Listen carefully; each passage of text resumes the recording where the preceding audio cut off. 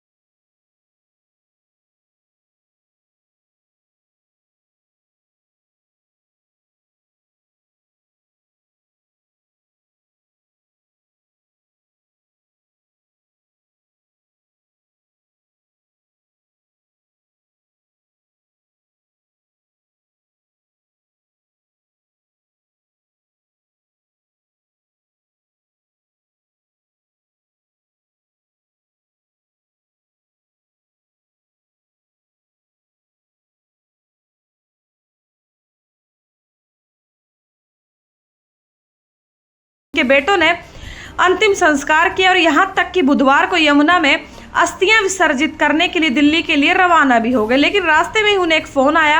रास्ते में उनके मामा राहुल प्रसाद ने पूजन को खांडसा के एक लेबर चौक पर जिंदा देख लिया। पहले तो राहुल को लगा कि उन्हें भ्रम हो रहा है। वो अपने ऑटो रिक्शा से उतरे और महसूस किया कि वास्तव में उनके जीजा ही थे।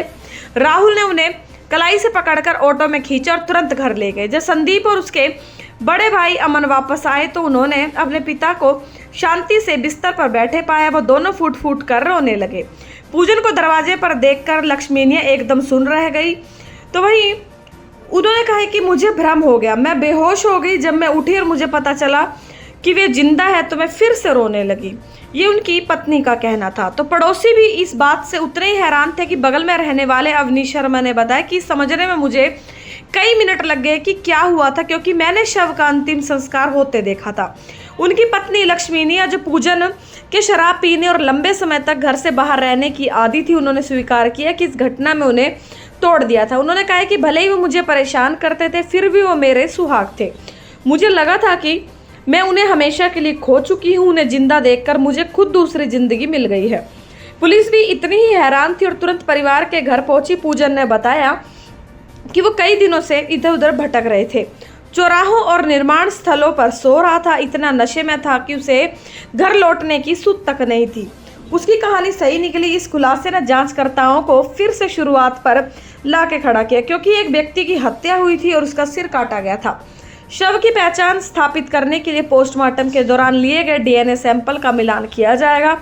गुरुग्राम पुलिस के जनसंपर्क अधिकारी संदीप तूरन ने कहा कि एक बार जब मृतक की पहचान हो जाती है तो हत्या का मामला सुलझाने में समय नहीं लगता, लेकिन जब पहचान में देरी होती है तो जांच में भी देरी होती है। गुरुग्राम पुलिस ने तब से सेक्टर 37 पुलिस स्टेशन में अज्ञात लोगों के खिलाफ हत्या का मामला दर्ज कर लिया है। उन्होंने कहा कि प्रक्रिया के अनुसार शव के डीएनए सैंपल को मिलान के लिए सुरक्षित रखा गया है, जिसका उपयोग पुलिस द्वारा मृतक व्यक्ति की पहचान सुनिश्चित करने के बाद किया जाएगा। जांच अभी भी जारी है और मामले को जल्द ही सुलझा लिया जाएगा, जिसकी जानकारी पुलिस प्रवक्ता द्वारा आज यानी कि शनिवार शाम 4 बजे दी गई है।